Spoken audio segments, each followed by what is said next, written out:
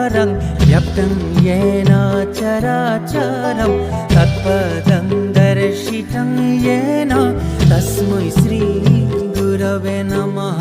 गुरवे नमः, गुरवे नमः। अखण्डमण्डलाकारं व्याप्तं येन चराचरं तत्पदं दर्शितं येन तस्मै श्री गुरवे नमः। गुरवे नमः, गुरवे नमः। अखण्डमण्डलाकारं व्याप्तं येन चराचरं तत्पदं दर्शितं येन तस्मै श्री गुरवे नमः। गुरवे नमः, गुरवे नमः।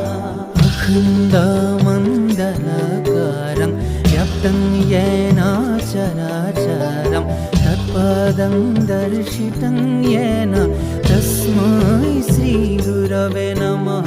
गुरवे नमः, गुरवे नमः।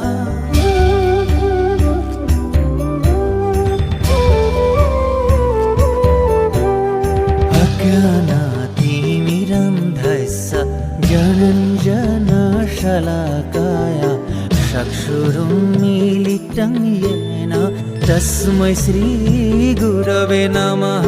गुरवे नमः, गुरवे नमः। अज्ञानातिमिरन्धस्य